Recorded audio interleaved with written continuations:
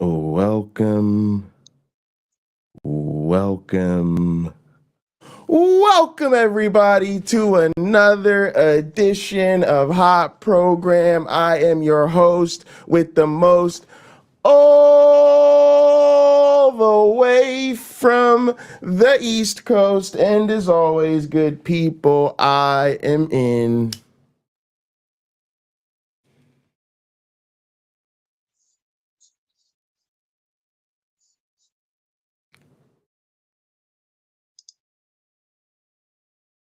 airplane mode. And now a man who will be as busy as a beaver for the next few weeks. A man who just got his truck back after more than 2 years. A man who needs no introduction. A man with a baby who looks like it's made of nacho cheese. You can show her pictures. I don't know how. Do you have it on can, your Instagram or something? no, I don't. All right, we'll find a Maybe way to next send week. you. Maybe I'll right. email them to you so you could do it on your Yeah, I was computer. gonna say if you email it to me, then I could show it. Yeah, for Yeah. sure. Oh wait, All I right. have it on my iPad. I have her on my iPad. Okay. Let's show my cheesy baby. Where's she at in here?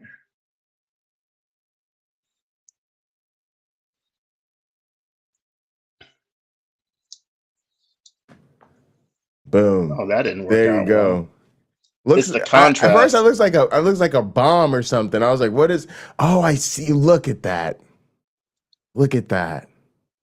Cheddar And then cheese there's baby. cheddar cheese. So there's another one where she looks like an Egyptian pharaoh. Yes, The mummy of an Egyptian the pharaoh. bun is still early in the baking process in the Yeah, oven. I'm sorry, folks. I'll email We'll Pocket get some Locker we'll get these. you some better graphics. Yeah. Appreciate it. So today we're talking about do you know who this person is? Let me say. Let me try to get the name as good as I can get it. Omo Igbo the Agnostic. Have you ever seen any I have no yeah, idea who that Omo is. Igbo. Yeah. Okay. Um so yeah, I guess for those that don't know, let's rehash this. Have you come out to your parents? Not my father. He's dead. But my mom knows I'm an atheist. Your mom knows you're an atheist. Yeah. Uh, how did that go? It went pretty well. I had gone to visit her in Alabama, and I mentioned it as I was leaving to come back to California.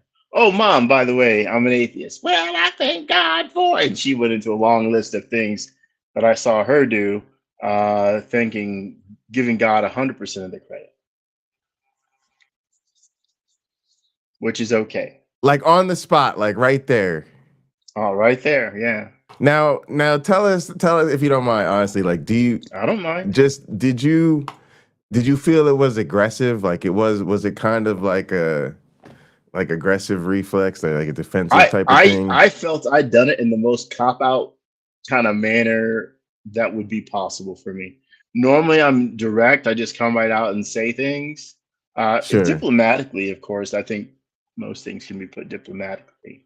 But and again, with her response, my response was diplomatic. Well, thank you for doing those things. You know, we have a Mm. difference in beliefs. I wanted my aunt to join us for a hot program when I was in Alabama last week. Sure.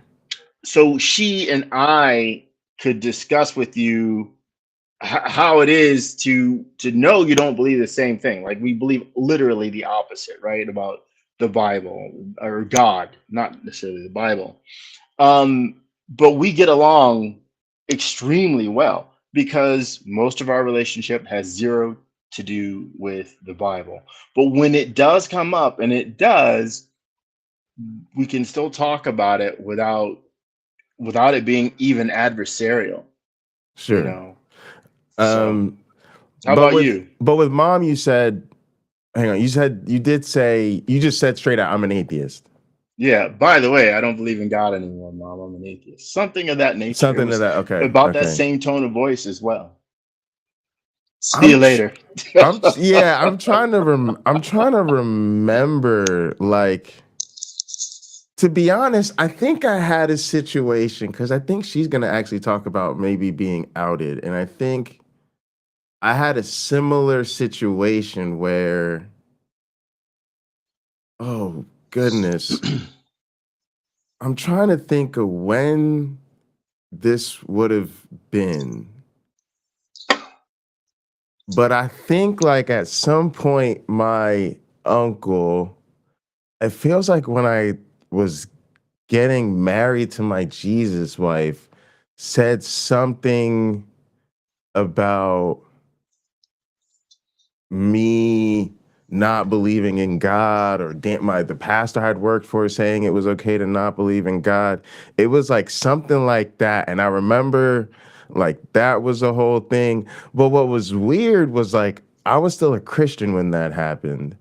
And I remember, no, like I was explaining, like, no, he said it's okay to like challenge whether God is. So I remember that was kind of the first time it ever came up. But I wasn't I didn't identify as an atheist at that time. Hmm. And then I'm literally trying to remember. I had to ask my mom, actually. I had to say, Mom, do you remember when you found out when I was into believer? And actually, to be honest, I think um, there's a chance it could have been around a girlfriend. Because I know one of the things that was interesting was I dated women who weren't believers. Um, and so I wonder if it came up. Maybe that was the first time it ever came up. Maybe my mom asked me how I felt about one of the women I was dating being a non-believer, and I was like, oh yeah, I don't believe too. But it's weird because it wasn't always like that. Like I had a girlfriend who was non-believer even when I like played at a church and stuff like that, when I was still wavering, I guess you could say. So this is I didn't prepare for No, it's today. So okay. It's I'm okay. realizing I'm not ready. So that's, yeah, I mean, that's kind of interesting. All right, let's go ahead and jump into it. I'm sure we'll have plenty of thoughts. I have some other things I've been thinking about, but I'll see Hmm. if we get into it. Yeah, I'm sure there'll be some early stuff. All And the right. logo was over your face, just so you know. Yeah, I had to move it. There we go. All right. We should be ready to go. This video was very hard to write. The story of how I came out as atheist to my religious family. I actually wrote this last week, but I wasn't quite happy with the final results, and so I decided to rewrite it. I wanted it to be more honest about what I was currently going through because the actual coming out part happened in earnest about 4 weeks ago. And at the same time, I wanted to be respectful to my family. My first draft just didn't quite hit the right balance. Ultimately, given my never-ending pursuit of authenticity, I decided I wouldn't genuinely be me if I did not speak my truth as it actually happened. So I'll tell you how it went down. I would not recommend the same course of action that I'm about to tell you. I am just a human being. And I hope you already know not to listen to everything you hear on the internet. Okay, here it is. All right. So I'm gonna pause it there. Just a bunch of things that came up for me already. So I've heard other people kind of talk about this. Those who have dealt with their family and parents in particular, and those who haven't. And I noticed that this is a common theme. Like I can't think of who I can point to that said it's gone really well. Hmm.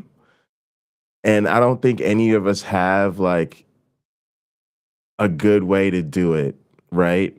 And it sort of reminds me in some sense of like almost like dating or something, where it's something that's very important to a person, but they could feel utterly unprepared for, like they have had no type of training or expertise or practice and none of that. You Hmm. know, and then you just have to like do this really heavy thing. But it's always important when thinking through situations like that, that you don't want to get like analysis paralysis, right? That you want to be able to go ahead and do what you got to do. So, you know,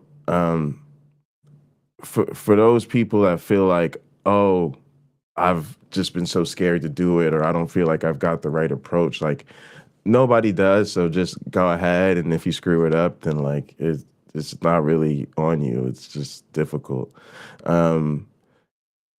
Also, it's funny that I think there's so much of that feeling of I wanted to respect my family. This, you know, we have a lot of reverence for our family. We have a lot of reverence for their beliefs, and it's very interesting to me because I do feel lately like I'm working more through some issues. Like I feel like I'm the victim of religious trauma. I feel like my family and I were in a cult. I feel like that cult had a very detrimental effect on me and our family.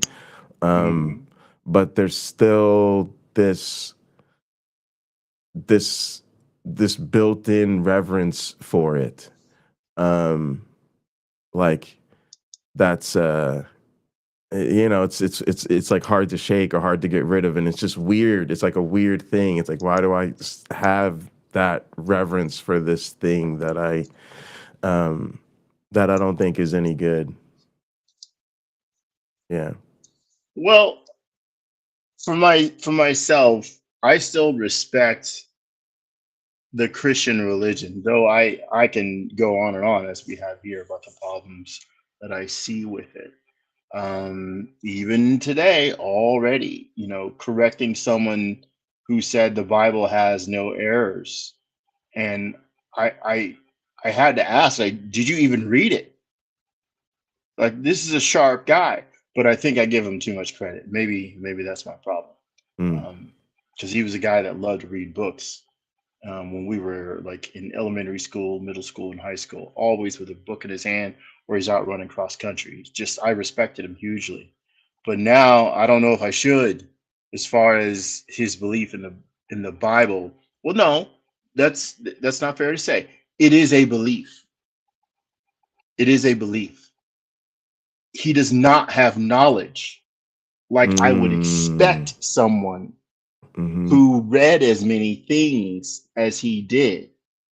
Another thing, I guess I didn't think about this. Sorry, I'm just realizing this. If he is immersed, and I'm assuming he read mostly fiction, if he is immersed in fiction, then what better fiction than one that promises you heaven after you die?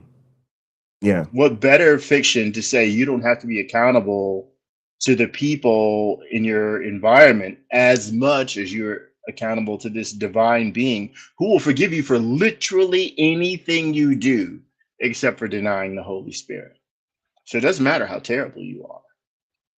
Yeah, yeah. Because that being will forgive you. So maybe that's the ultimate fictional belief. Maybe there isn't a better one to have. No more. Well, yeah. I mean, honestly, that's kind of what I think of it. It is like the most self-serving kind of lie I can think of. There was kind of a point, God, I can't even remember. There was something we were watching that basically made that point about the fact that, you know, a lot of delusions are not very self-serving, but religion is one of those ones where there's actually a lot for the believer that they get out of it, which makes it a more effective grift. Yeah. All right. Let's let her get into her story. How I came out as atheist to my religious family.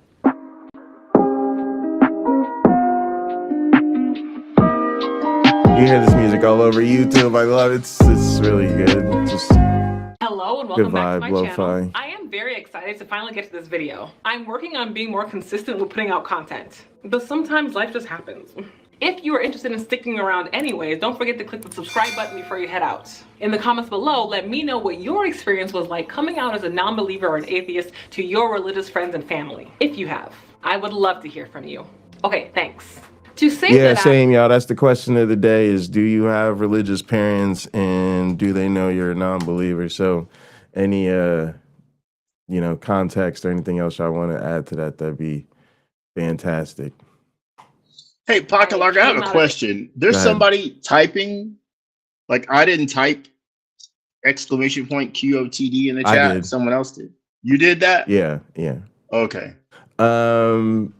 So also, Katina did mention it's good that she wants to be genuine and honest. I think that's where a lot of people, y'all, that's got to be the number one thing off the top, and just go from there. Like, that's the thing where, like, I honestly think, like, if you don't overthink it and you just do it and and you focus on just being honest, like, like, like you're in court, under oath, like, seriously, like, you just got to tell the truth.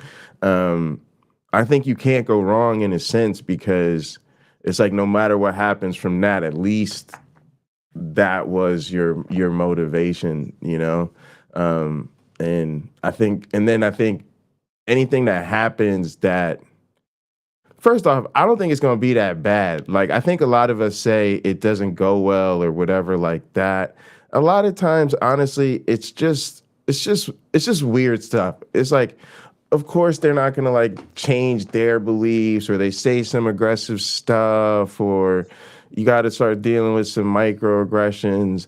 Like stuff can happen, but I'd say overall, like, most people end up just it being accepted in the relationship, and it's just like a new thing in the relationship that you deal with.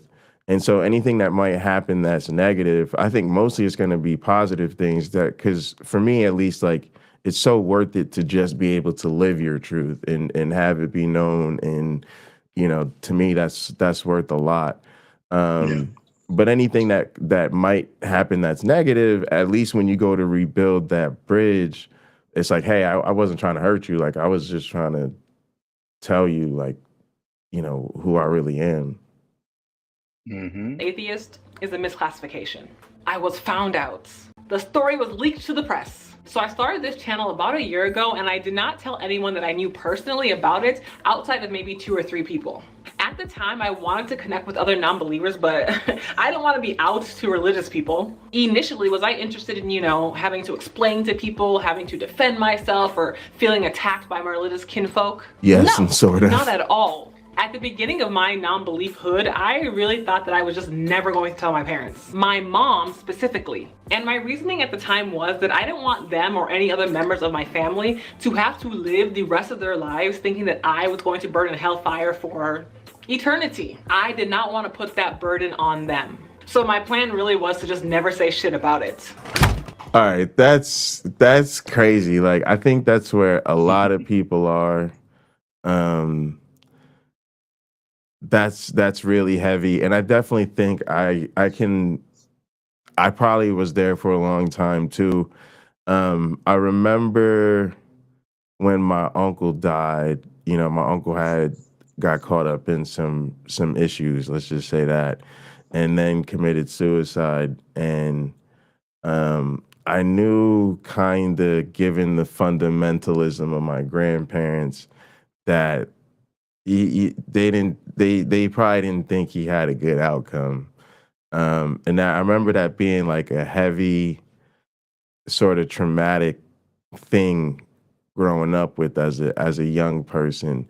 And so I definitely think that was part of my hesitancy in you know telling my family members about it or whatever. To be honest, I never told my grandparents.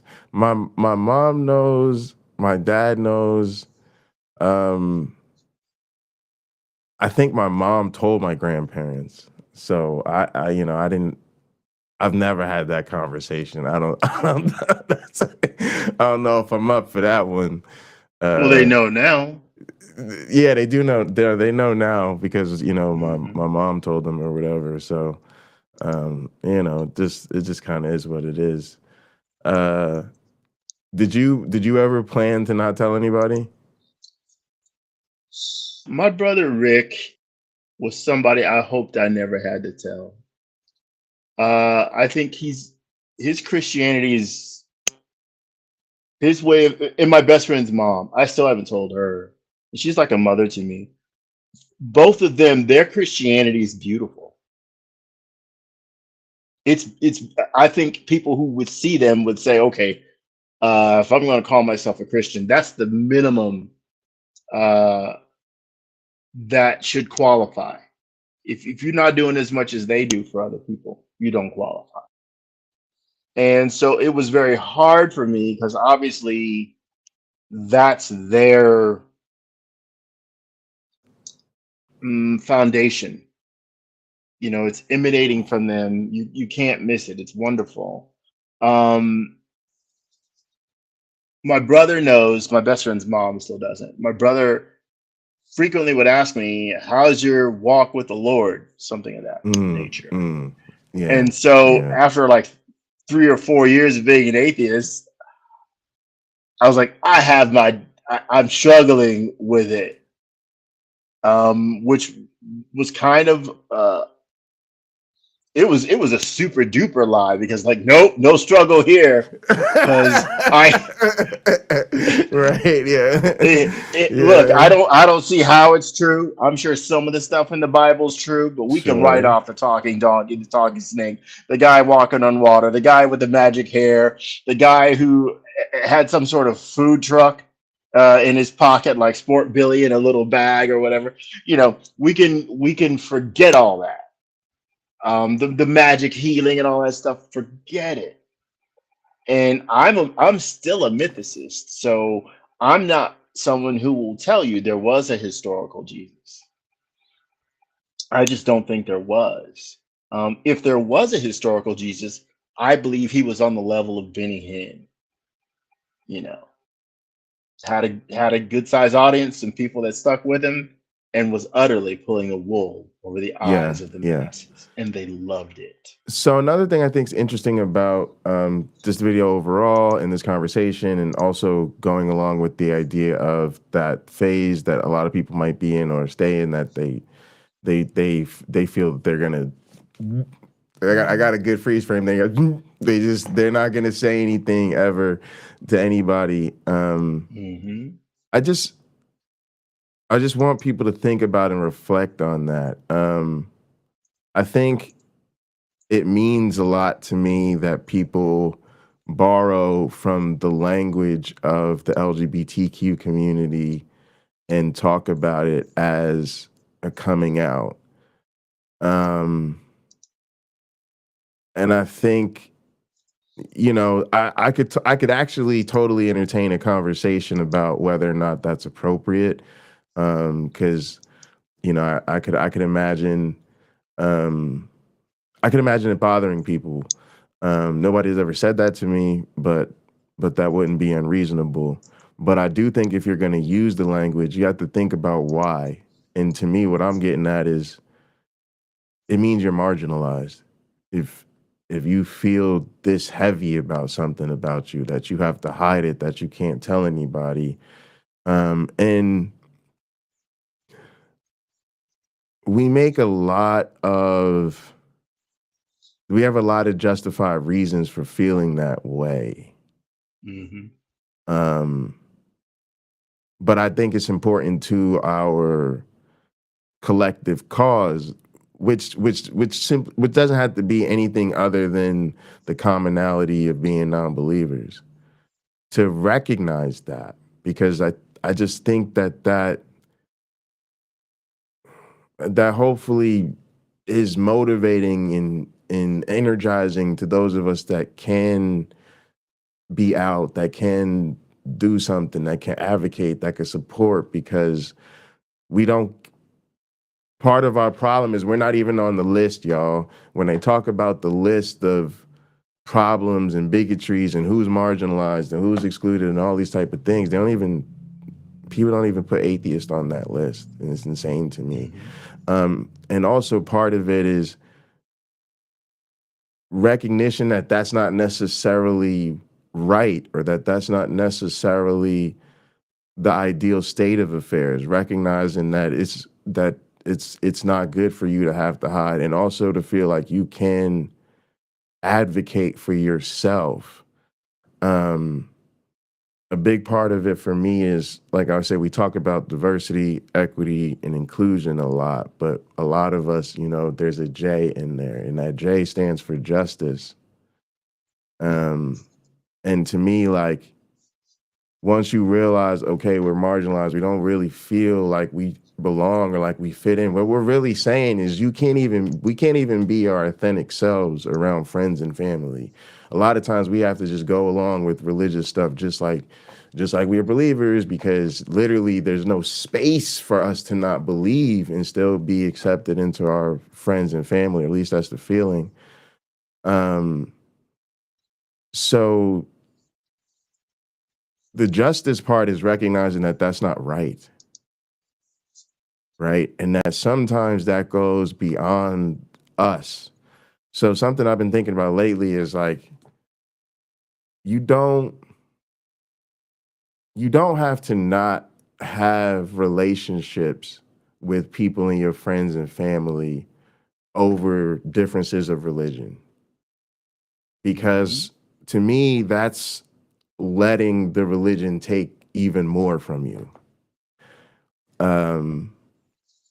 At the same time, though, like, you shouldn't have to feel like you can't be your authentic self because of the religion, because you're not doing anything wrong.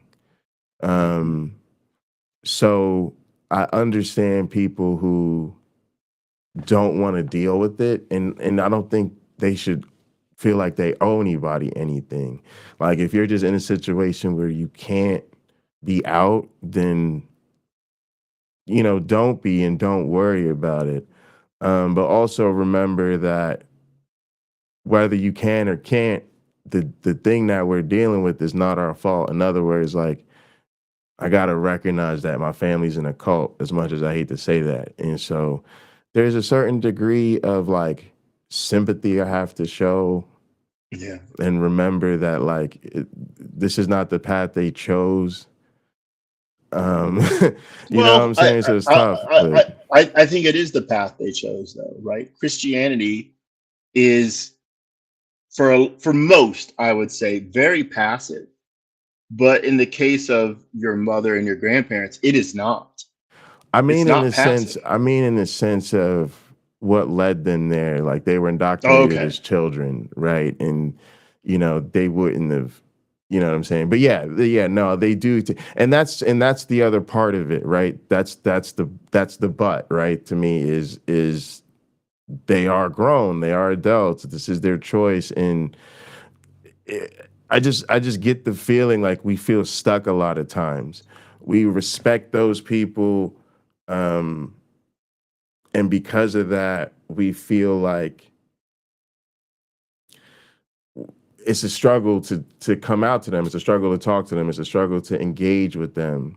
But then I feel like a lot of times that makes us ineffective outside of those relationships, because it's like, you feel like you can't say anything, or you can't advocate for atheism. You can't do any of that. And I just think we have to give ourselves permission to be inconsistent in that way. To understand, hey, I'm in a situation when it comes to my friends and family, I can't really be out like that. But that doesn't have to silence you on social media or on YouTube or at work or wherever you kind of are safe. So yeah, that's just what I'm getting at. It's I've been thinking through things a little bit with a little bit more nuance and complication lately, mostly because I don't want, families getting older, and you're like, Yeah. do I really want to, not have a relationship with certain people because we have different beliefs? At the end of the day, like, if they don't want to look into it or whatever, like, that's their business, Mm-hmm. And Hang on. Katina said, I was just gonna read this real quick. It's only in the last year or so that I've finally started to identify myself as fully an atheist out loud. Yeah. Okay. Yeah, Katina. Well, Awesome. Good on you.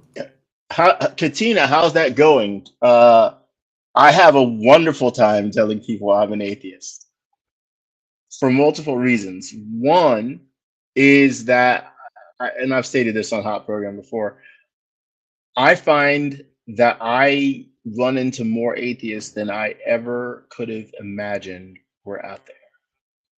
It's like they were waiting to be able to tell someone that they didn't believe, but they would feel ostracized. And now it was okay. You're talking to somebody who has shirts for Antelope Valley Free Thinkers and Atheist Experience, and I'll wear that stuff when I travel sometimes, just to raise a few eyeballs and raise awareness, as they say, because people aren't alone. They might feel that way, but there is the occasional conversation that pops up, with a religious person, with a Christian, where they want to say, "Well, why are you an atheist?" And sometimes those conversations are sincere, where they're wondering, "Well, how could you not believe what I believe?" And the difference is often I've read their holy book and they haven't. So, Katina, if you don't mind commenting, depends on the company is the response. Yeah, depends on the company. That's a well said. Yeah, well said. Hey, Purple. So another thing that I find interesting to me is this disconnect from the aesthetic. So something that's happening to me is I noticed when you said it's like a certain person's Christianity is beautiful. Like I'm having this weird thing where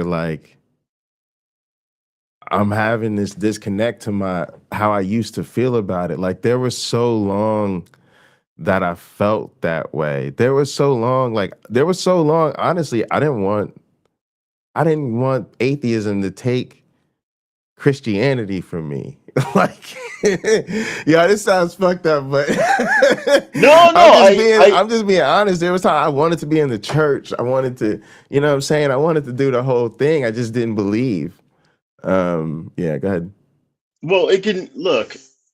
I was one of those people who sat in the pews for years, chairs for years after I didn't believe, because I loved being around the people in that church that I was going to. They were just so wonderful, and I had so many friends, and that's where we connected. Right. And that's that to a God, if one exists, right? That to me was inaccessible. The people were accessible. And I can tell you, going back all the way to any church I've ever been to, I loved the people more than God in every single case. Sure. There's no contest. If there is a judgment day with a Christian God and he has to look me in the face, I know you liked a lot of the people you were around more than you like me. And I could say, still do. Still do. Yeah. So there's nothing wrong with having a wonderful time in the company of really great people. There's nothing wrong with that. So for me now it's different. It's like that stuff it makes my skin crawl. Like it bothers me. Like it's it makes me really sad. Now there's still certain things as a worship musician my whole life, there's certain music I still enjoy. Definitely I can get struck with architecture or the stained glass or just the choir or the community aspect. You see them doing something, they definitely can hit my emotional cues. I'm not saying that, but overall I relate it to smoking cigarettes. like I still smoke weed, but I used to smoke cigarettes. Not for a long time, but like when I was like young, I was like a teenager or something. And when I quit, it went from being like the thing you just love, like it was hard because you just loved the idea of smoke or whatever. But now it's like repulsive. I can't be in a room with somebody smoking a cigarette. Like I just can't. Like it's just like it's gonna be like I literally feel like I'm gonna hurl everything. Like it's a nauseating feeling, and that's kind of what I feel like when I think about or when I see it in the people. Like it makes me sad, but it's a change. It's a process. It's something different. Like you recognize that you're having a very different gut level response than you used to. So I it think might that's a happen to some strong people. analogy. Yeah. Cigarette smoking, hey, it's bad. You can do it to you, but don't do it to me. I think this when people are trying to legislate their religion, I think the same caution needs to be observed. No, you can do that to you, but don't do it to me. Don't do it to Yeah. me. Don't make me have to live under Sharia law. But that's kind of the Don't thing make too. Like, me, huh? but that's kind of the thing too. Like those, like I just think it's bad for everybody, right? Like I don't even like. It's even bad. Well, look, in terms of smoking, it's bad for the person doing it, but the secondhand smoke is bad too. Yeah, no, that's a perfect and yeah, it's actually So your analogy is extremely good. No, it's a really good analogy in that way. Yeah, secondhand religion. Yeah, secondhand religion. All right, let's let her go. And I made this channel. Okay, so stepping back for just a moment, my parents had no real reason to believe that I was no longer a Christian. Well, I shouldn't say no reason. I mean, how perceptive are parents supposed to be? Some more than others, right? I wasn't ever a fan of my mom's church or church in general even. And she knew that. I would always fight having to go up and get anointing at the altar. I would often sneak out of service to go play with babies in the nursery. I didn't like being forced to pray at church, and sometimes I would refuse altogether. By the time I was in middle school, I was fully aware of the fact that church was an extracurricular activity that we could choose to stop doing and everything would be fine.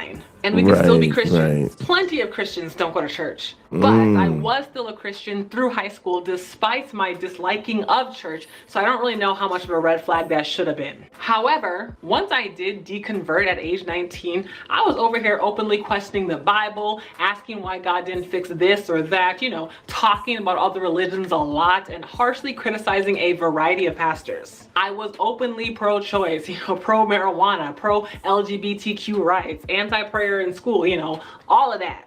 And after I moved out of my parents' house, they definitely knew that I wasn't going to church anymore. Had somebody outside of our family or our immediate circle heard me talking about all those things combined, they probably would have asked me at some point if I was an atheist. But it never occurred to the people closest to me that, maybe this bitch is not a Christian anymore. But they didn't pick up on it at all. All right, this is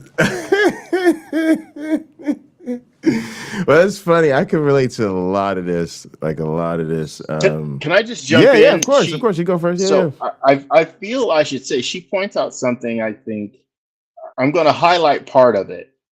Right?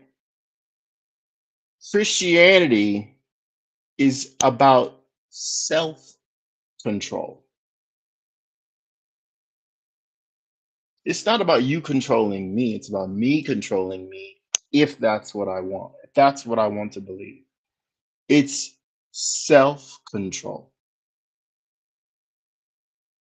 So it's not about other people determining for you how your path should be. It's you looking at that book yourself and coming up with an idea of what your path should be. And then people like you and I, Pocket Locker, and our audience member telling them, well, there's more to read than what you read. It actually says this and this. But eventually, I think for a lot of people, it's unappetizing when they can look at it in the aggregate. It's nice. I guess Christianity's the Bible's a bit like the food table at a well-financed party. Look at all this. Don't eat too much of anything. Try everything. And then there are things you will put in your mouth that you hate. They look good on the table, but that's disgusting. There's too much kale in that. Yeah. You know? Yeah, absolutely. one of the other things for me is like I could relate to. I think church is good for kids, and one of the things I recognize is I think the restlessness was noticed early on, and one of the things I think that deludes my family is the involvement, because the involvement is what keeps you from not wanting to be there, and it also keeps you from sitting there thinking too deeply about things. So for me, like, you know, like I wanted to always play drums in church, but even in my church I couldn't, so I was doing sound. So I had a lot going on during service, and I had a couple other like older kind of teenage boys that I really thought were super cool. I really admired them. I thought they were like super, super cool dudes, right? And so, you know, I wanted to kick it with them, and I got to hang out with them, and then, you know, I was the one actually doing most of the stuff so they could goof off. And then, you know, so I'm busy, right? And I get a lot of positive feedback and encouragement for handling things, and it keeps you wanting to be there. And it keeps you around a lot because you're there for choir rehearsal, you're there for prayer service, you're there for all those things. And for you, it's just an opportunity to do the hobby that you like. And then even like in school, like, you know, like we told them, like, we was like, yo, we need to play. Like, we're not doing a school mass thing if I'm not playing. And they, you know, because it was important to have opportunities to play, right? And we had to create them, and our school didn't give us enough of them. And so we had to say things like, yo, we have school mass every month. Why are we not playing? And so I started playing. And so then even like school mass is something you look forward to because we only have 2 band concerts a year, and we have like a coffee house and something. So this is one of our more regular performances and opportunities to play in front of our peers, right? So you look forward to school mass. You're not thinking like this is the thing everybody else in school dreads because they have to sit there and actually do like the religious ritual in school. Like everybody hates school mass. Well, school mass, we're like, yo, it's time to shine. So it is very different. And then even, you know, older years, because I was the same way. Like I was the same way mentally, like, you know, pro-science, liberal, you know, pro-choice, pro-LGBT, all the same things you're talking about, you know, known as, my family used to call me the Rican Deacon. That was my nickname, was the Rican? The Rican Deacon, yeah, because I was, you know, I was Christian, I was religious, but I smoked a lot of weed, so that's the name. Like and subscribe to the Rican Deacon channel on YouTube. I was just thinking that. I need to change the name of the channel. So yeah, fun times, y'all. Fun stories. All right, let's go. Parents had no idea, but they maybe should have kind of had an inkling. Okay, so boom, I started making videos on this channel. Sometime in December of last year, this other YouTuber named Dallas Wade made a video and gave me a shout out. By the way, you should definitely go check out his channel. I was super geeked that this really cool internet person had given me a shout out. So I was feeling myself a little bit. So I recorded a few seconds of his shout out on my phone and sent it to my family's group text. My immediate family and I have a group chat on WhatsApp, and we send things back and forth all the time about what we're up to. And I was careful about the clip that I sent. I did not include any part that would give my channel theme or name away because I didn't want them to find it. And sending a clip like that wasn't that strange because my family knows that I do a lot of random video stuff. They know I love my camera, and they know that I love to edit together nonsense all the time. I've sent video clips in the past, so this wasn't that strange. So they know that I do this. They just didn't know what the specific content was about this time. So somehow my cousin who lives with my parents knew about this channel. She also was starting a YouTube channel, so maybe it came up in conversation one day, but honestly, I cannot remember how she came to know about this channel, but all I know is that it wasn't a big deal that she knew. But I don't think I did a good job explaining to her that this was a, you know, secrets for your eyes only type of channel. Because my mom ended up asking her questions about my clip, and then she asked to see my channel, I think. I don't know. All I know is that my cousin brought my mom to this channel, and that's how it all started. That's how my mom got on my trail. So here's a message that she sent to me after she first saw my channel. Hang on, before we do the message, Has your religious family found your channel, and what do you think the reaction would be?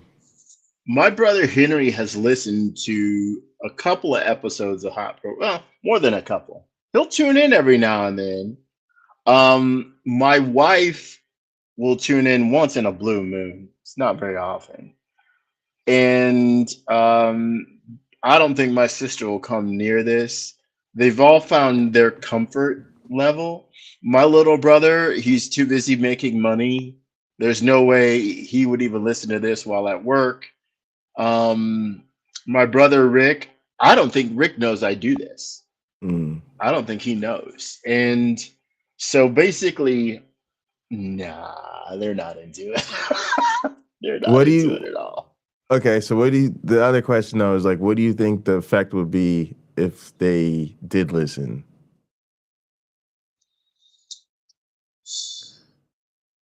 We're all headstrong people, so I think nobody's going to change their mind based on anything ever said on Hot Program. Wow. And we can show them chapter and verse, right? We do that. Sure. There's no way they change their mind. No way. Sure. Again, I think they've all found, I know they have, they've all found their comfort level with their faith. And they want stasis. They want to stay right where they are. They don't want me coming in there. Well, I can refute that. Sure. My brother Henry was having some disagreements with a pastor at a church he was going to, and he actually, to my surprise, he came to me. He goes, "Well, what does the Bible say about this?" I was stunned, but I'm like, "Well, I've read it a few times, so let's go." And I gave him some information that helped him sort of work through what he thought. And I said, "You can let your pastor know. I'll debate him if he wants." He goes, "He knows less than you. There's no way he'll debate. There's no way." So he ended up going somewhere else for church.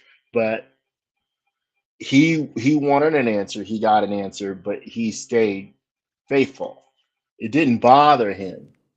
Right. That his spiritual teacher, didn't have this information. Yeah. I think in a lot of ways they've accepted that. It's very weird. I don't think my family, they don't know. Like they've never shown any interest. Like I recorded a podcast when I was at my dad's house on Skeptic Haven. Like, I have a hard, he didn't even like want to talk to me about it or like ask any questions or anything. Like, I think my mom's the same way. I think if my mom found my channel, I sent her an Uncle Bobby video one time. I don't know what he did. He did something so exciting. I sent it to my mama. And she was just like too much cursing or whatever. Like, I don't know. So I feel like she probably say that about my channel. I definitely think they would find things to be like nitpicky about the aesthetic and then like not actually engage with the content or the substance of anything I say. If they actually engage with the substance of anything I'd say, there'd be a whole lot of you're right, but until they just realize that like I'm right about this. I mean, I think this is about a lot of things. That there's a reason people don't sincerely and genuinely engage with these things, and a lot of times it's at some level they know, or at least strongly suspect that there's a good reason. You have a certain degree of credibility with your family, like it or not. And they tend to know how straight up or how much integrity you have or whatever, right? And so if you're sincerely a non-believer, they don't want to go picking up the trail, the breadcrumbs of how you got there, because they already know at some level they might end up in the same place. Yeah. My family's a weird family in that every child is an expert at multiple things. So if you want accounting advice, you can come to me. If you want to know something about budgeting for your car or your house and all that kind of thing, you come to me. If you want to know about investing in the stock market, you go to my brother Henry. If you want to start a business from scratch, you go to my brother Rick. If you want to know about car stereo stuff, certain electric stuff, you'll go to my brother William. If you want to know about math things, you'll go to my brother, another one of my brothers who's just like a freaking wizard. And if you want to know about insurance, you'll go to my sister. Tell you insurance, blah, blah, blah. She just knows everything. So there are things that we within our family will ask each other about. There's almost no overlap. We're all specialists. Car stereo stuff, my brother William and my brother Rick and Richard aren't the same person. You can ask them. The rest of us, don't ask us that. Don't ask us that. So I think when it comes to religion, they don't ask each other. They come to me. And they ask questions that won't lead them to disbelief, I think. And when I talk to them, since I know they don't want to disbelieve, I just give them the answer they're looking for, often without commentary on why I think it's baloney. If it's baloney. If what the Bible's saying.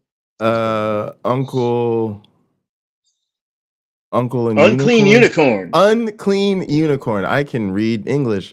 My mom deduced my atheism on her own. They rarely broach the subject except to hint that the universe is too complicated to happen on its own.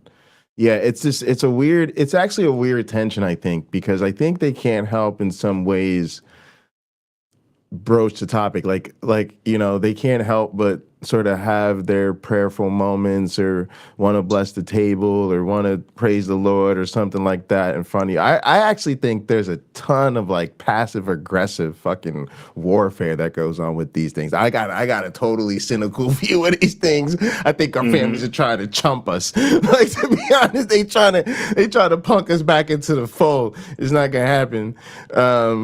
But yeah, it's interesting that I think part of that is they'll sort of try to test some of the arguments that they hear in church or on the internet or on social media or whatever, and so to kind of throw out the like, what do you think? One thing I'm thinking is kind of interesting is establish if it's an interesting approach to try to establish how much of a serious question that is for them. So, instead of just jumping to the answer, right? Because he asks the question, like you give him an answer to the universe being too complicated. Instead, first just ask, well, how, to establish, is this a thing that would actually cause you to doubt? Because mostly they'll work through that it won't first, and then you can not waste your time. What do you think? for unclean unicorn. And those dealing with the family that says the universe is far too complicated to happen on its own. I want to let you know you don't have to know everything. You do have to know this. Judges chapter 1, verse 19. The Lord was with Judah. They could not drive out the inhabitants of the valley. Oh, no. This is translated wrong. It's the Lord could not drive out the people because they had iron chariots. Sorry, somebody fix this to make it comfortable. So could a God that created the entire universe in 6 days, not to help Israel defeat an army that had iron chariots? Yeah. Talking about the same guy. It's his kryptonite, maybe. It wouldn't be unwelcome if he showed up right now to let us know what he was thinking, because sure could settle a lot of really important stuff. It would. When I was growing up, the Catholic Church had no problem with evolution. Their take was God started everything, and that was a process he used to make new animals. So yeah, I So I was weird growing up. Like I said, I went to a all right. So I went to I'd probably some I don't know. So I went to a non-denominational church growing up. My dad went to a Methodist church, but like a black Methodist church called AME. It's African Methodist Episcopal is what that stands for. My grandparents are Pentecostal ministers, and I went to Catholic school. So I studied a lot of theology, and most of the theology I studied was Catholic. So as a consequence of that, I believe that God worked through natural means. And yeah, we had theology in the lecture hall next to the lab where we had biology, and they literally told us like Genesis is our like the Christian creation myth, and they would talk about how it comes from previous myths, like the stuff you guys hear on the internet when they're debunking the Genesis narrative. They taught us that in theology class, and they taught us that evolution was the means by which God did things. Yeah. Now, can I address that really quick? Yeah, sure. If you go to Genesis 1, sounds legit. If you go to Genesis 1:24, and I'll read from the NIV, and God said, let the land produce living creatures according to their kinds, the livestock, the creatures that move along the ground, and the wild animals, each according to its kind, and it was so. So if you can say, because this goes on in 25, God made the wild animals according to their kind, the livestock according to their kinds, and all the creatures that move along the ground according to their kinds, and God saw that it was good. In a way, this says he did use evolution. In a way, it says he didn't. So it says, let the land bring these things forth. It does the same thing for the sea. But the following verse says God did it. So he's saying he used the land, which I guess we could say the ground. Does it also mean trees? Right? The trees help, the plants help, the flowers. You could like cherry pick the Bible. I wouldn't cherry pick it. I wouldn't do it. I mean, because it's got a lot of, Genesis has a lot of things that are blatantly false and out of order. But yeah, Judges 1:19, it's all you need. So what I was going to say though is I actually think though, I think this is like bad. Like I think this is like a really dangerous thing. Like basically, I think we're lucky that the Bible doesn't match up with reality. We're really lucky, because if it did, that type of thinking would be, no, seriously, if it did, that type of thinking would be even more feasible or reasonable, but it wouldn't make it a better epistemology. In other words, if everything the Bible said about nature was true, it wouldn't mean God did it is a good explanation of nature. It just would be more consistent with the facts. So actually that sort of Catholic interpretation, like, I think messed me up. I think it messes up a lot of people. Like, I don't think it's a good thing. And I think there's a lot of efforts to synchronize religion with science. And again, I don't think they're a good idea, because they're really religious efforts. They're efforts at religion to colonize science, to basically say, we get to be true no matter what. Oh, did you just figure out some new thing in naturalism? Oh yeah, turns out the Bible said that all along. And it's really dangerous, because it actually makes it like, easier to manipulate people. So it's definitely something people should keep in mind about like Catholics and liberal Christians is they definitely interpret things differently. Got on my trail. So here's a message that she sent to me after she first saw my channel. I have listened to every single video you made out there. It is your life, I agree. But you know what the problem is? You have no right whatsoever to put my picture and that of my husband or anything about me or my family in your fame-seeking adventure. I am giving you 24 hours to delete my picture and videos from your channel. You won't in your life believe the extent I will go to if you don't. You must distance me and our family from your channel. Why is it that you talked about me so much in all of this? The link has been sent to all family members to let them intensify their prayers for you. May God have mercy on your soul. And she did send my channel to all her family members in Nigeria. And there were a couple of her brothers from Nigeria who posted comments. One of them posted a comment on Wait, my did her discussion mom page. do this or her cousin? Her mom did this to her? So her mom wrote that. Her mother wrote that to her. Oh my God. So if she's Nigerian, and I don't know if her mom is, but her mom has family in Nigeria. Shit. I'm hearing this with the accent of my Nigerian neighbors. Just up the street a little bit. Nah, see, mommy, you're not weird. You were like a very normal kid. I don't know too. Like I can remember a time in my life where I definitely thought it all was silly. And I remember like joking about it a lot and not really taking it too seriously.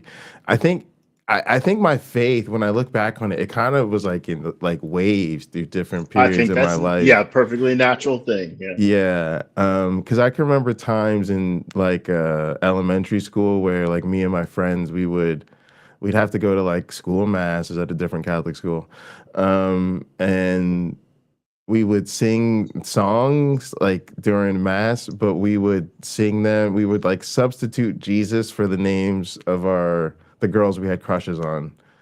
I think that's a wonderful idea. Praising is something we had a little bit more motivation to praise.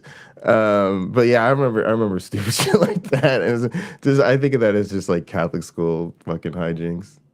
Well, I want to comment on Sumami's what she shared. I like that, and now that I'm an expectant dad, I would be stunned if my daughter came out as said, "Oh, I'm a Christian," or "I want to get baptized formally." Like my wife wants our daughter to be baptized. I told her before we even married, go right ahead. I'm 100% on board. I'll record it for you if you want.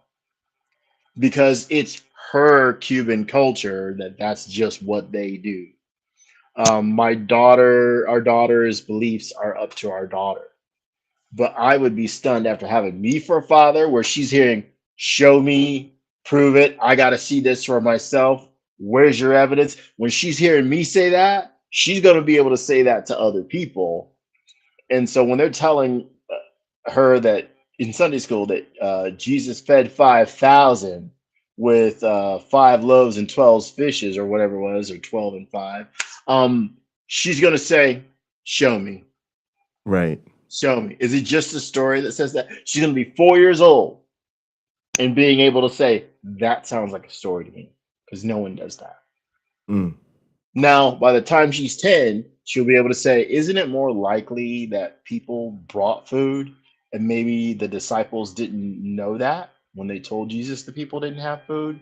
So when they started to pass food around, other people took from what they had and shared it, because that's part of Jesus's message, be willing to share what you have or give it up entirely. You know what else is going to happen? Your kid's going to do? She's gonna get kicked out, so Get beat I better up. buy her a truck. I better buy her a truck to work on too. Get jumped on the playground. No, let me roll some tape. Yeah, funny. Victoria, this is your truck. You and I are gonna work on this instead of going to Sunday school. Nice. I am giving you 24 hours to delete my picture and videos from your channel. You This won't is in your life so believe the extent I will go crazy. to if you don't. You must distance me and our family from your channel. Why is it that you talked about me so much in all of this?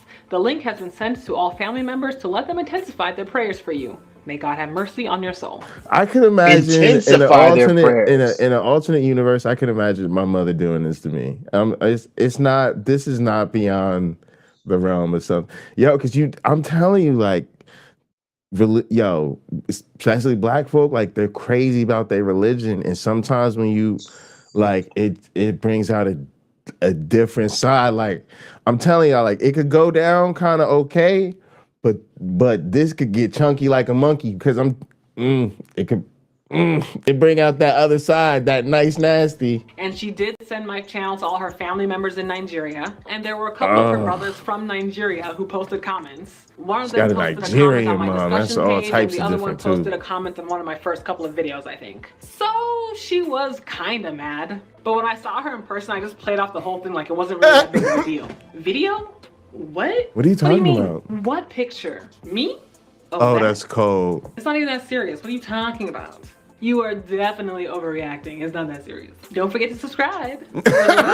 Silent treatment from her end. Classic. But I don't live with her, so I didn't have to deal with it every day or even really think about it that much. When I was over at my family's house, literally no one else cared, including my dad. And so I just carried on with them as usual. I honestly don't even know if at that time anyone else in my family had even bothered to investigate the channel any further. That's just how we are, mostly. So my mom was angry for a while, but eventually she just lost that energy and things went back to normal. And we just didn't talk about it. I was still not interested in getting into the weeds of it or hashing anything out with her. I was perfectly happy with just not talking about it. Let me continue making my videos in peace. Okay, so fast forward about 5 months and I had started seeing someone. And things were getting more serious, and the next thing you know, boom, it's time to meet the parents. And so I told my parents that I wanted them to meet him. The first thing my mom asked was, is he a Christian? She was asking, I'm assuming, because she had seen my dating video. Purple said, even if they found out about my channel, they wouldn't tell anyone because it might embarrass the family if more people found out about it.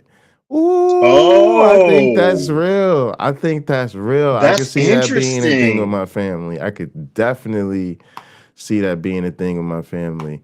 Wayne said... Oh, can I comment on Wayne? Okay, yeah, good. Thank you for bringing that back. Wayne, I don't know if you've seen Satan's Guide to the Bible, this animated cartoon that's on YouTube. Well, I guess that's correct. It's on YouTube. I think you might find it fascinating and fun. It's hilarious. It's a hilarious takedown of Christianity. But I used to have the felt board and present lessons to kids in Sunday school. And like yourself, you did the Samson story. I had to do the Noah's Ark story. I'm like, this is not for children. It's not for children. Not for children. It's genocide. I mean, nothing about genocide. There's nothing about the flood, the Tower of Babel. None of those stories is really for children. I mean, it's you know, we could have maybe we'll do an episode about that sometime. Actually, it's kind of interesting topic. The not children's stories of the Bible. That I had said I would never date a religious man. I was like, no, he's not. He's the same as me. I'm agnostic. He's agnostic. We're agnostic. Agnostic, okay. And then she was mad again. And I'm telling y'all too, that's a lot of that is because black people don't do atheists. Like that's the matter of fact, that's one of the videos we might cover.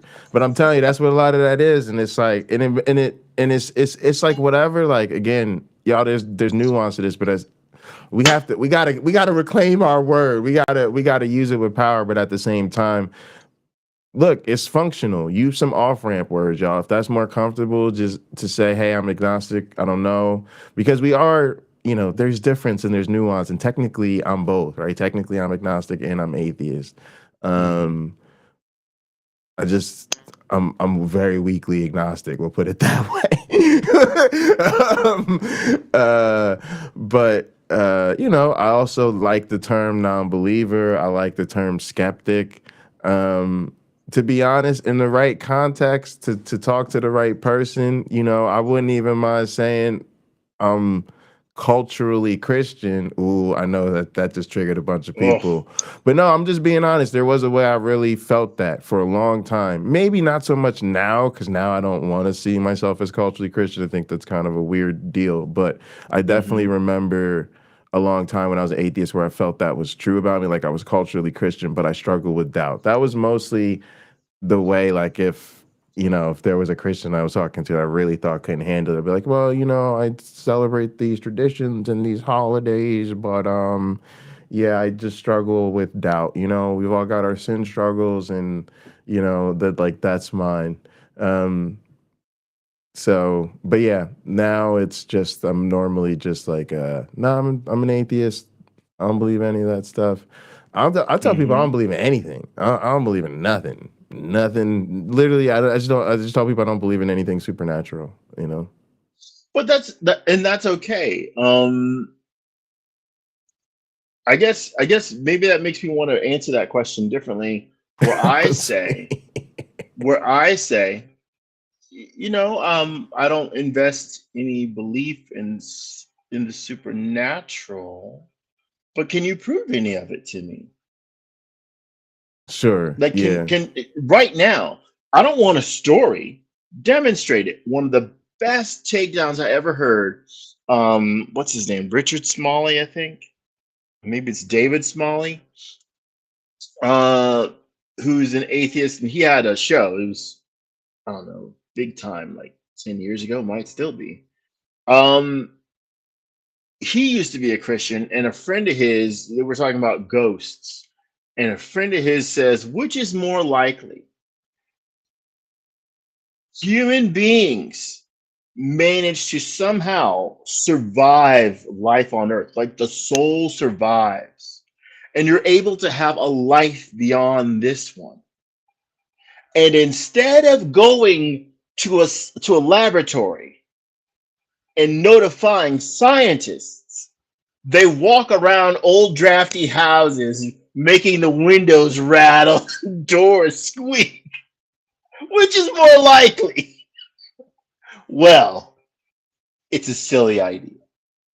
Yeah. Right? It's a silly idea. It's a silly idea. If you are in the great hereafter some kind of way, it would be irresponsible of you not to come back and in some way, right? And tell people, hey, wait, there's more. And then demonstrate it, where it's not just a story. Even the Bible has, what is it? Saul going to the king of the witch of Endor, right? Somebody goes to the witch of Endor to get a prophecy. Jesus tells a story about Lazarus being in whatever, Hades or whatever, and the rich man wanting him to get a drink, right? Hey, have Lazarus dip his finger in the water that I could drink that. Or, you know, right. There's a lot of come them, on. but we know they're Oh, never. the bosom They'll of never. Abraham. That's the proper term. They'll never. Huh? They'll never take us up on those challenges. Katina said, nope, that But one's give weird. them. Yeah, I am. It's weird now, Katina, because there's a lot of cultural. The people that say that a lot of times are like right wing bigots. But yeah, I remember like I definitely used it. I'd be lying if I said I did. I definitely did. It was in that period when, to be honest, I still, like my life, like I still played in the worship band and was on church on 2 times a week and going to rehearsal and all this stuff. And it was just like, it was easier for a time, especially because I thought, I was so afraid of what like certain people in my life would think of me. But now, like, since I see how people use it now, that's why I don't use it anymore. Because the people that say they're culturally Christian now are usually super problematic. And also, I think like this might also sound a bit much for some people, but I do actually think we are in the middle of a culture war, and I think it's important to be clear about where you stand with a lot of things. And I think part of the problem is too many people want to hang on to some loose Christian affiliation in a way that makes their life more comfortable, but actually like aligns them with power in ways that are super problematic. We don't have to get into a whole thing about it, but I think it's one of those weird things. It's problematic, but it can also be a helpful off-ramp to people. But yeah, I want to roll tape though, just so we can get through some of this. All right. Be in her feelings for a little bit. This is a good Over video. the next month or so, she did make various attempts to try to engage me in further conversation about it. She was approaching it like we were a couple of gal pals. Let's just talk. I just want to know where you're coming from. Yeah. I was not having it. And some of you may think that I was being unreasonable, and that's okay, because I probably was. Why aren't you letting her understand you? Just talk to her. No. This is my mom. I know a setup when I see one. So I dodged and dodged that conversation until I couldn't dodge it anymore. So I came over to the house one day and she's like, sit down. We're doing this now. Well, okay. So both she and my dad were there, and she starts by asking me if I know the origins of agnosticism. She explains to me how it's satanic and demonic, and how the man who started it was into the occult. And I should stop all this nonsense because, it's demonic. I forgot the I had to popcorn, start by y'all. just explaining what agnosticism meant. Actually, no, I'm not into occultism. In fact, I don't believe that stuff either. Surprise! And I did have to put my foot down a little bit on that point because she kept insisting that agnosticism was something related to demonic, satanic, dark force type of movement. No, that is not true. I am not in a cult. I am not following a leader. It is just a label for my genre of belief. I have to explain that I do not believe that human beings are capable of understanding anything even remotely close to a God figure. There is no way that I believe that human beings have figured out the afterlife or any non-physical reality. Everyone out here is just guessing at this stuff, and I just choose not to pretend that I have answers that I don't. That's it. My dad's two arguments were, number one, even if you think that you don't know, wouldn't it be better to just believe it anyways? That way you have some kind of a safety net from hell. Classic Pascal's wager. And number two, well, shouldn't you just do it because it's a part of our culture and people shouldn't do things that are not a part of their culture, like be agnostic or whatever. Stick to what you were born into. People all over the world do it every day. Why can't you just conform so you don't stick out? My main response was that belief is not like a light switch that you just turn on and off at will. I don't believe it and I can't make myself believe it. So even if I do go to church like 3 times a week, if I don't believe it in my heart, what good does going through the motions do? It's a waste of my time. All right, so I'm gonna just take a quick pause here. This is a really great. So there's a few things that are interesting to me, and if I take a step back and I look at the process she's been on with her family, we should be able to see this, to me, as an abusive relationship, right? It's crazy, right? Think about this thing where you're in this relationship, someone in your family has outed you. They've literally told your family this thing about you that you haven't decided yet to disclose or to discuss with your family. They then like start sending your stuff to people in your family. There's like this intense effort to intensify prayer for you, which is really intensify shaming you. You got people coming out of the woodwork wanting to talk to you about stuff.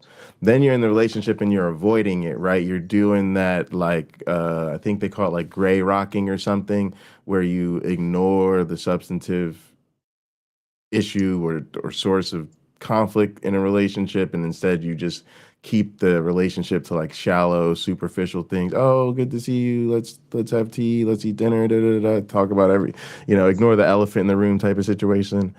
And then finally it comes out, and there's like all this coercive stuff, right? There's like the Pascal's wager thing, which nobody tells Christians is actually a threat. And then, like well, what about your culture, which is really like, don't you know only white people do that? Like, don't you know you got to be Christian for your people? Like, are you really gonna betray your people this way? I mean, think about it like that. Nothing about this is okay, right? But this is just so common of what it's like to be an atheist, and this is what I mean about like taking seriously that notion of staying in the closet. You see, not only the why she was in the closet, but like how vulnerable she was when she was outed, and how inappropriate the response is. And so often, like, we're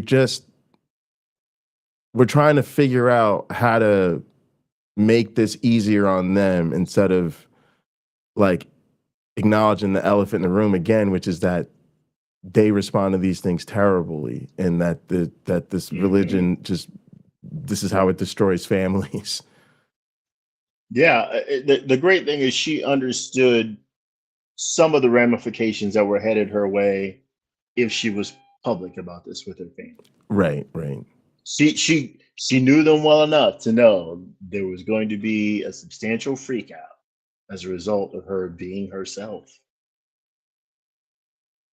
Absolutely. Gray rocking. Cannot unlearn what I've learned, and there is no going back for me. Sorry.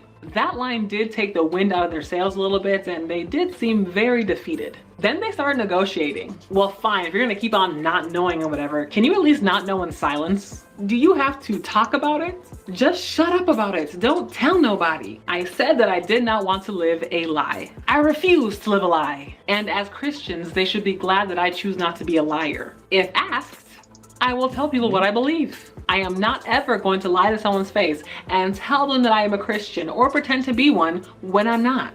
I knew that they did not leave the conversation feeling any better than when they had gone into it. The way I was talking, they definitely felt worse. But at the end of this conversation, I thought it was very clear to them that I was a non-believer. I was wrong. And things were quiet for a while after that. A few months went by and then I shared my video about African Americans adopting white Jesus. Ooh. At this point, I had retitled all my videos to include the term Black Atheist. Kind of want to grab that. And that is what set her off. The word atheist. Oh, she yeah. She started by sending this message. Please do not post How on does this she platform even again. know? Keep your opinions to yourself, please. What? We are How a does she even Christian know family. what? Jesus died for all How does mankind. her mom know that she retitled those videos and put Black Atheist? Her mom must have kept watching or something. Or Yeah, had no, she said she somebody sent her notify something. She her. said she sent her. She sent her a video. Oh, she said she sent it. Okay, I Yeah, didn't she catch sent that. her a video about black people adopting white Jesus. And she had renamed all her videos Black Atheist, and that's Well, what she set her should off. have sent All right, it so let's hear years this ago. letter. We can respond. Let's hear this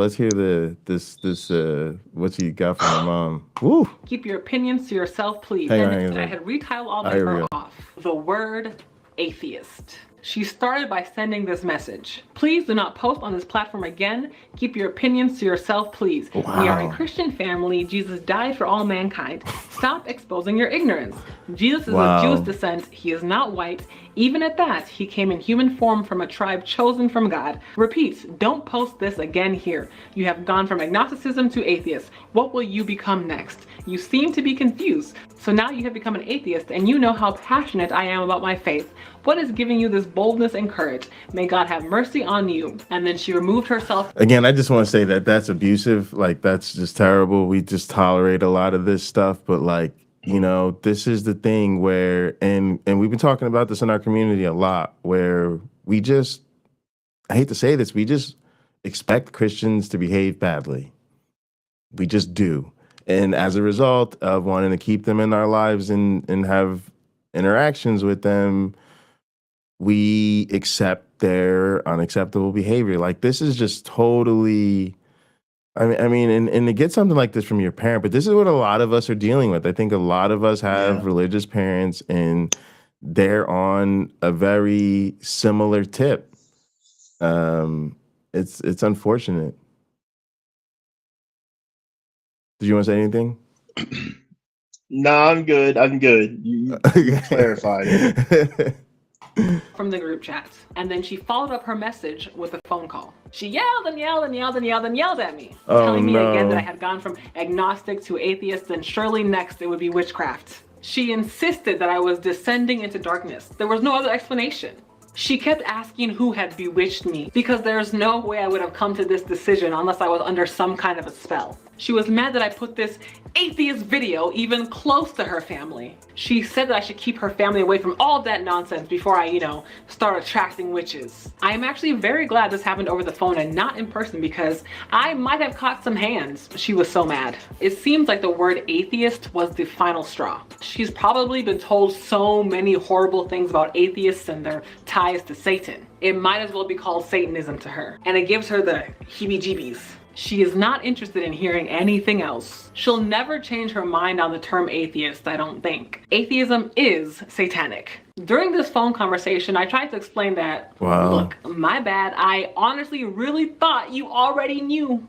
Did we not have this conversation 2 months ago? But then I got upset because I was really trying to convey to her the message that this should not be that big of a shock to you. Even though I had not exactly spelled it out for them in the recent years, I definitely had not said or done anything to make her think that I believed in her hot crock pot of spiritual shenanigans, had I? And also, I've been like this for a long time. It's been about 10 years. If I have been able to avoid detection for the last 10 years and also avoided attracting witches for the last 10 years, I think everything's going to be fine. Relax. Just go back to not noticing stuff and I will never send another video, I swear. And then she hung up, and that's how we left it. So that's where we are, and that's how I came Go out as back atheist, to not noticing I guess. stuff. And we have talked since then, but not about Wow. this. Honestly, how I feel right now is that if we never end up talking about it again, I think I'll be fine. I mean, we've reached an impasse, I'd say. Our relationship is tense sometimes, but it's not hostile. I am just at a point in my life where living authentically is such a liberating feeling. I do not want to go backwards in that regard. I want to be unapologetically who I am and not be worried about what anyone else thinks, including my family. So we'll see how that goes. There are still a lot of people who don't know. There might be a part 2 to this video. So tell me, have you had to come out as atheist to your religious family? How did it go? What do you fear will happen if you come out? What do you wish you had done differently? Let me know what you think in the comments below. Share this video with a religious family member. As usual, people, don't forget to like and subscribe and turn on your notifications so you get an alert when I post my next video. Thank you for watching. All right. Great, lover. I don't know what happened to this queen.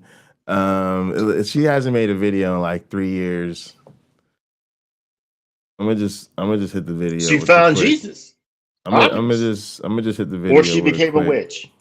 I'm gonna just hit the video with a quick comeback. There we go.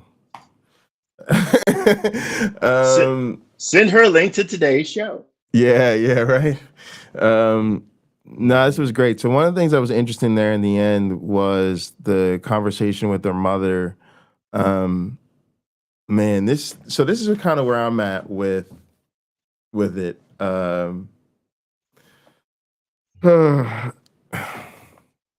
You have these conversations with your family. I've had it, for a long time. Me and my mom just avoided talking about it. We ended up having a blow up about it, and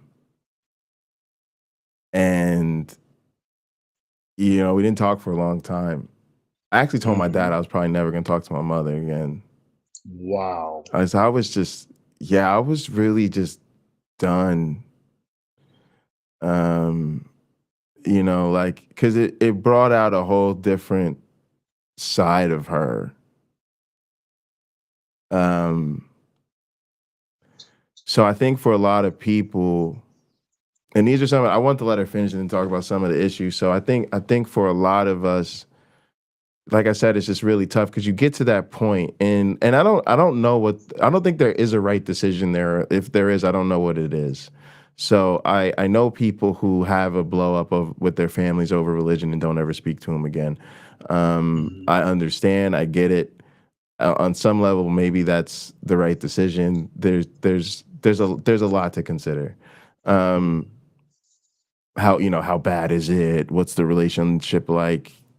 Aside from this and all this other stuff, how much of a support system are they? There's a lot. But there's also considerations of like, solidarity. Is it more important? There's a lot of people could throw out there. But yeah, for me, like that happened. And then, I don't know, we just kind of slowly rebuilt the relationship where we don't talk about it. I think that impasse feeling is very real. But part of that, what I really want to bring up is this is a test moment of so many of these relationships. And there's a way in which you go into it with this optimism. Like, we kind of know our stuff. Like, a lot of us are, I hate to say it, but we're overqualified to have conversations about why Christianity isn't true. Like, we're just so steeped in this culture. It's like you've got a 19th degree black belt in why Christianity is bullshit. Like, you're plenty prepared. But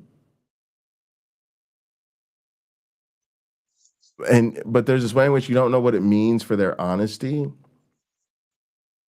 because it's like you bring these things up, you try to talk to them about it, and it just doesn't go anywhere. And then there's a way, and I think she had this with her thing, and I've had this with my family, especially like my grandparents and maybe even my mom. Like, I realize they're broken. Like, you get to this point where like, and I don't mean that like sarcastic. Like, they're broken. Like, they just can't even. Like, when your parents are like calling you satanic and telling you what that agnosticism is evil and all this, like they're broken. And again, like you said, like, you know, you've been on this path for like 10 years and then they're like wilding out about it. And that's what happens. Like they're not going to be like some high-minded apologetic arguments. There's going to be a whole lot of chest beating and a whole lot of like trying to put you in your place. And you realize like this cult has literally broken these people, and it's a game changer. Like you'll never see them the same way again. And I definitely felt like that happened there. And you just realize you just can't even go there with them. Like you're like, oh my goodness, that was awful. Well, I think part of what's going on is they feel like they think. Part of their mission, if they're Christian parents, may be to see that you get an education that helps you pursue Christ, right? And if you come to the realization or the mindset, maybe that's the better way, you come to the mindset that Jesus isn't real, heaven isn't real, they feel like they failed you because they probably also believe in eternal conscious torment and expect you to be roasting in hell forever. And it's awful to them. The greatest comeback ever to that, if that's what you're dealing with, is why would a loving God create hell? Wayne says, my mom thinks I'm too smart for religion. And I'm all over here like, yeah. You know what though? But this is the thing. This is the thing. Like, and this is what I mean about broken. If I said, Mom, we want to build a bridge, should we call the engineers or should we call the crayon experts? All right, we want to have heart surgery. Again, should we call the engineers or should we call the heart surgeons? You know, they're going to answer this question correctly 10 out of 10 times. You want a heart surgeon with a PhD or a sixth grader who said they want to grow up to be a heart surgeon? Like it's these are or MD, these are obvious, right? But religion is that thing where we literally say, oh, the smart people don't believe, the smart people do this thing, and you should not do the thing the smart people do. You should do the thing the naive do. The Bible literally says that. Says that. Yeah, it says that in multiple places. Book. Yeah, and this is why it's hard to, you know, like I think part of loving people is getting in there with the difficult stuff. And it's just hard for me because I can't celebrate. I have a hard time celebrating another person's faith because I really think they're a victim. I really think like, yeah, okay, you made a castle, beautiful castle on the beach, but you made a shit castle. You made a castle out of shit, and I wish you made a castle out of sand. At least a castle out of sand like belongs here in the beach scene and makes the beach look cool. Your shit castle actually is kind of like, just wish you use something else. It's very difficult because I genuinely think they're in a cult. I genuinely think, and then I think they're so brainwashed that they only care about the cult. So here's some of the challenging things about these things. I talked earlier about credibility with your family. And part of the reason they don't follow your breadcrumbs is because you have a certain degree of credibility, but and so it's they realize, you know, what might happen as a result. But this is one of those things that strains that credibility. This is one of those things where if I could describe the dynamic in my family, if I said don't eat Tyson chicken, like, Mom, don't ever buy Tyson chicken. Why? They have terrible, I watched the documentary, they have terrible business practices and they torture the chickens and it's just unethical chicken torture meat. My family would never buy another Tyson chicken product for the rest of their lives. And it literally would be nothing more than, my son told me it's bad. My son told me it's bad. I believe my son. I'm not going to do it. I could say this about almost anything. Don't buy any more of this person's albums. Don't buy any more TD Jakes albums. He had to step down from his ministry. He's disgraced. He was messing around with boys at Diddy parties. My mom's not gonna call me and be like, "Oh, I just bought this TD Jakes book." It's not gonna happen. It's just not gonna happen. But when you talk about this, these people literally they've put their whole identity and life in Jesus and all of this, and you tell them they're wrong about God, they don't respond, right? They don't say, well, I gotta really look into that. I gotta really check. It's like you have this thing where and it messes up your relationship, because you're like, wow, like I could literally doubt like the most important thing, and that means nothing to you. And that's hard, because you feel like you've been put back at the kiddie table.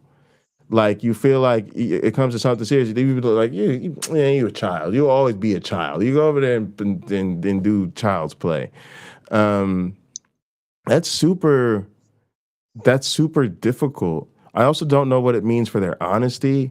Like how are you honest people once I'm really your son or daughter, your brother, sister, whatever, and I'm telling you this is some nonsense, and you're just gonna say, okay, that's cool, and go on spouting the same stuff. You're gonna go right back to Facebook. Jesus is Lord and God is my King and all of this type of nonsense.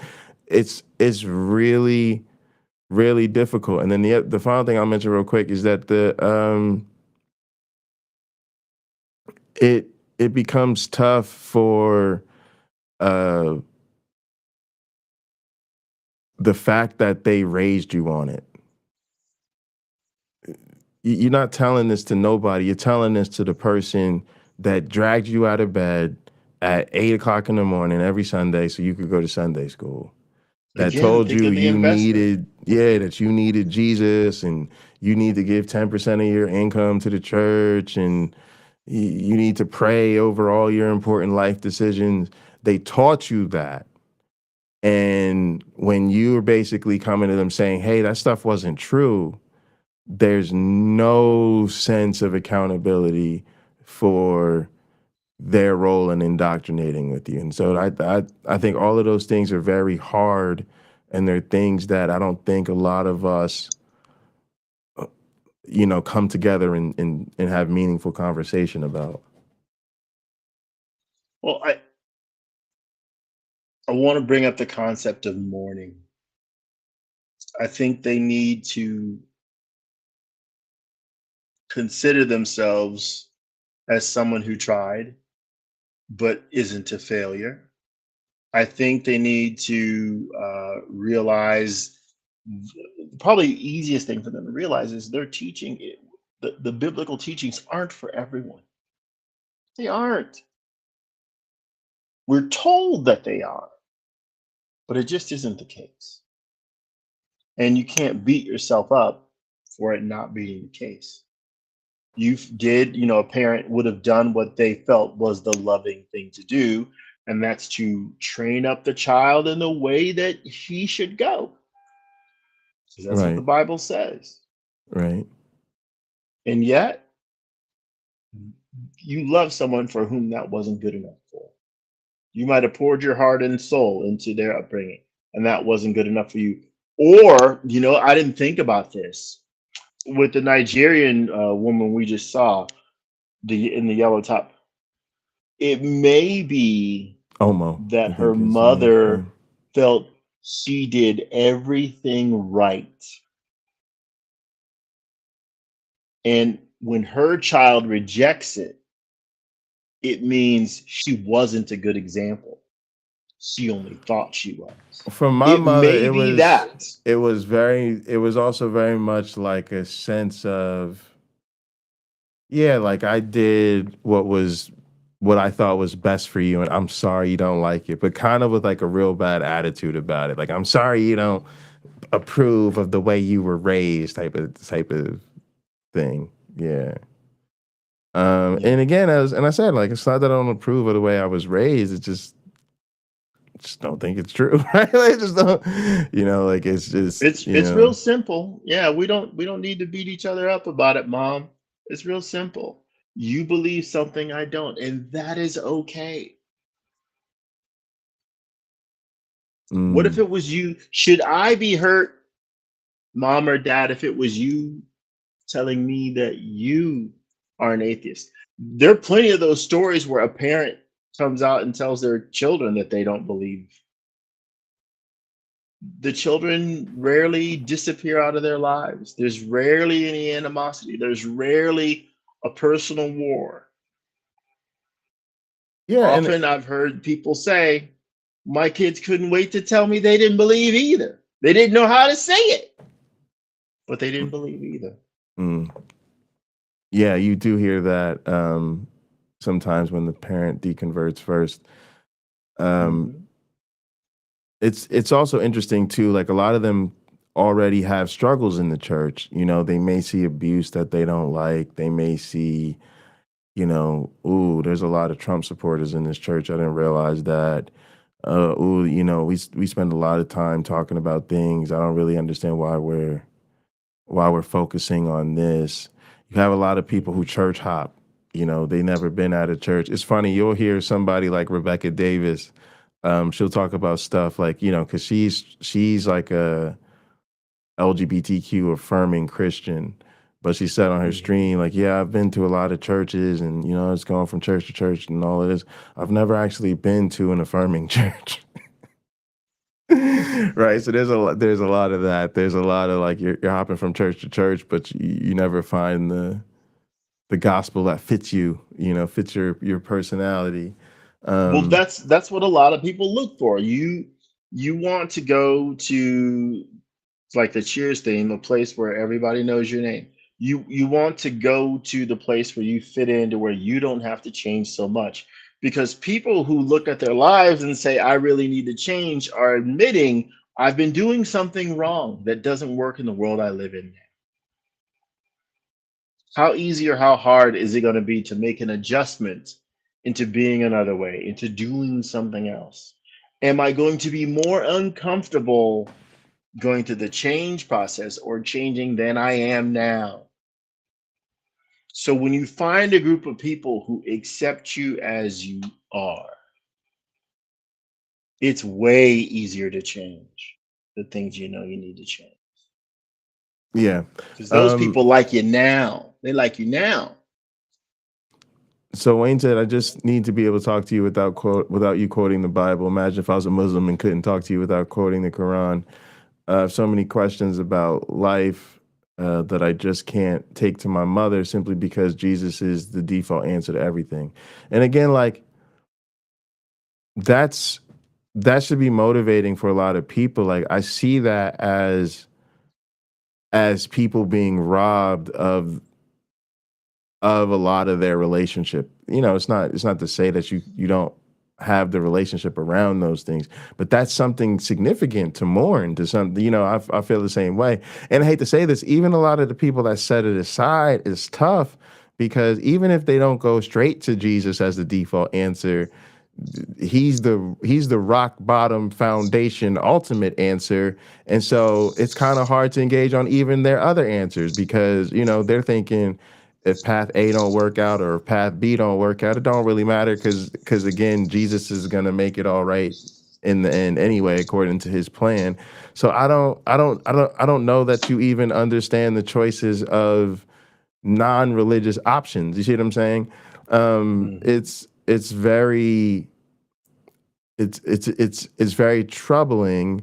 And I also think it's something that, like, I just don't want this to continue to be like this for people. I do think um, part of what we struggle to to deal with is just really, like,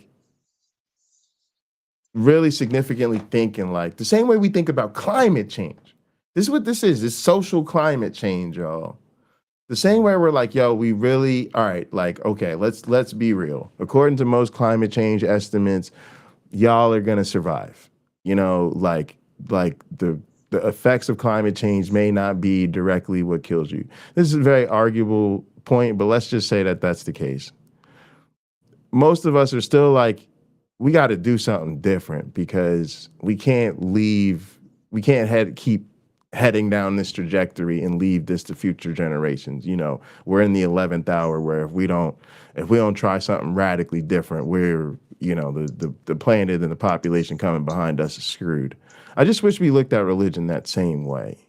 To say, okay, like, yeah, my family was stuck on this, my parents were stuck on this, my grandparents were stuck on this, but I really don't want to live. I don't want to leave this world like this to future generations. I don't want this to continue to rob families. And that's where a lot of the change in that feeling, you know, going back to that smoking analogy comes from. You know, it's hard to feel good about the music or feel good about the architecture or the sense of the numinous, as my friend Steph often says. I feel like I've been robbed of that too. Like I just don't have that anymore because I'm thinking about all this harmful stuff and not wanting to perpetuate it.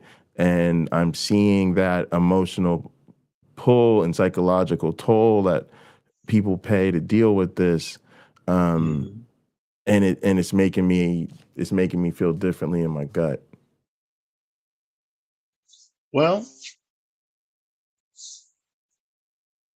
we all have a range of feelings. I think that the thing to keep in mind is where you want to go, right? You're going to feel all sorts of ways when you get there. I talked to someone who does triathlons, and I was curious about the swimming part. I didn't care about the running or the bicycle, just the swimming part, because Mm, she swims when she does these out in the ocean. And I wanted to know, what are the differences? I have a swimming pool here. I can guess what the differences are swimming in a pool and swimming in the ocean. Um, but here's someone with actual experience, so I'll just ask her. And she spoke about how you have to be aware, are you swimming with the current? Are you swimming against the current? Um, she mentioned spotting. I didn't know this term. What do you mean spotting? She goes, every few strokes, like every 3 strokes, you need to look at where you are and make sure you're pointed in the proper direction. So if there's a buoy out there, you're swimming towards the buoy. There's the buoy. There's the buoy. Because you will have to turn yourself correct. Yeah. so Yeah. you're headed in the proper direction. Well, the processes that you, myself, our audience go through in navigating our lives in a very religious nation, often with very religious families, is the Mm, same way. We have to know where our buoys are, because in the comfort of an Olympic sized swimming pool, it doesn't matter how long you swim without looking, you're going to touch the wall in less than a minute. You can right. be a crappy swimmer like me. You're going to touch the wall soon. And if you need to get out, just pull yourself out. My little dinky pool here, same thing. 5, 6, 7 strokes, maybe 10. You're all the way across from one end to the other of this pool. It's easy. If the water seems treacherous, it's really easy to get out. When you're in the ocean, it's not. The wrong mistakes just take you further out until you can't swim anymore. But if you know where you want to go, as long as you feel good enough to keep going, you're going to get to where you want to be. So I would say that to you and our audience, just keep that in mind. It might be a long swim, but eventually you get out of the water, and then they make you get on a bike or start running. I don't know how her triathlons work, but eventually there's another event you need to attend in Mm, your life, right. Right. or it's the same event, just another leg of that event.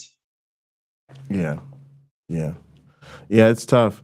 The other thing I think comes up is and definitely for people of color, is this idea that you're betraying your people or betraying your culture. You know, it's something I'm really like. Again, it's funny because I think you get strong enough for certain situations. It's sort of like the martial arts in that regard. The bigger and stronger you get, the more well trained you get in how to defend yourself, the less likely somebody actually wants to fight you. Hey, that's all right. Yeah, and so now it's like the cultural stuff. I'm like, bring it on, but nobody wants to have this conversation with me anymore. But the reality is, I think it's the Christians that again just continue to just want to run on a culture of vapors.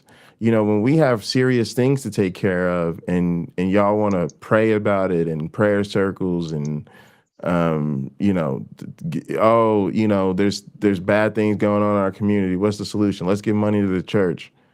I mean,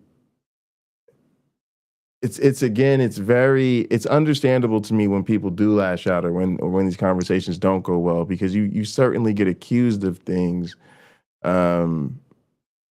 That a lot of us have very strong opinions that the situation is actually quite the opposite. And yeah, that's just harsh. It's very harsh to hear that. But yeah, my one black friend, you want to give us your closing thoughts?